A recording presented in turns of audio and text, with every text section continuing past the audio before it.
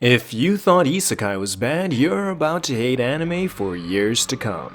Solo Leveling, the next anime on the list of ridiculously overhyped series that succeed before they air, is on the way, and it's about to change the entire anime landscape. But not in the way you think. 2 years. According to the math and research done in this video that I'm ripping off, we can expect a new fantasy subgenre of anime to take over a little over 2 years from now. What genre might that be? Well, I'm glad you asked. Ladies, I present to you the Dungeon Crawler. Instead of whisking away our protagonists to foreign lands of adventure and exploration, dungeon crawlers bring the magic here to Earth.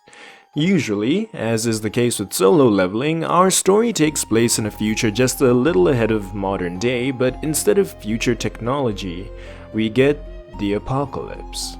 Militaries become powerless in the face of otherworldly monsters pouring out of these magical gates, and it's up to those lucky enough to awaken as hunters to fight for the sake of their planet. I'll be honest, that doesn't sound like a bad premise, and I've honestly enjoyed a number of these stories, but if you've read a lot of Korean manhwa, you know exactly why that's a problem, and I'm here to talk about it today. Before I do though, I appreciate you for clicking on this video. Thanks for watching this far, and I hope you stick around to the end because I promise you're changing my life. First problem with the dungeon crawlers: mid-world building.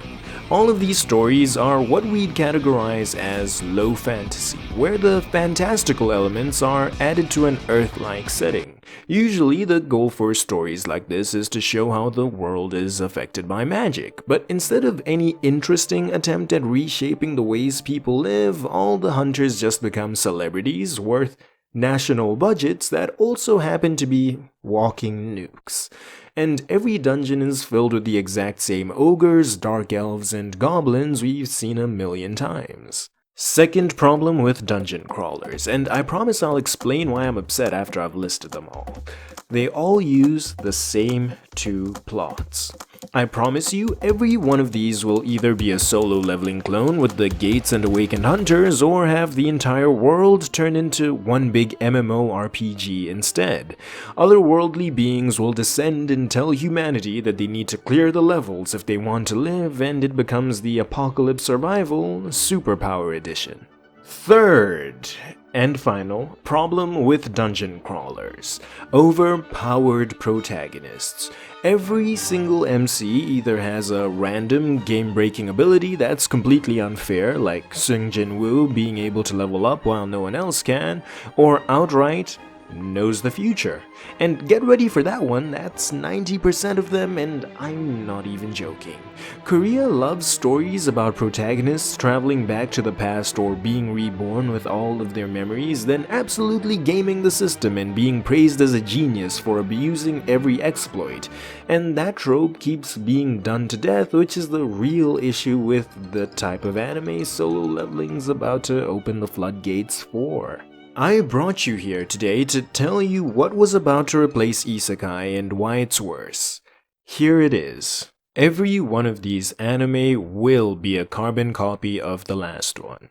Just like Isekai still managed to give us Overlord, Re:Zero, and Mushoku Tensei, there are going to be series like Solo Leveling that'll be good. But the problem is, the rest of them will saturate the anime market and be completely identical to one another. From Return of the Frozen Player, to Return of the Sword Master, to Return of the Spear Master, to Return of the Martial Arts Genius, to The Archmage, returns after 4,000 years, or Return of the Mount Hua Sect, and the max level player returns. It's going to be the exact same anime airing every season, like we got with Reincarnated as a Sword or Vending Machine, except, and I can't believe I'm saying this, these stories have even less personality than Isekai. They're all just clones of each other, but get away with it because the average quality still beats out Isekai, but if you've seen one, you've seen them all, and I'm not looking forward to having that shoved down my throat.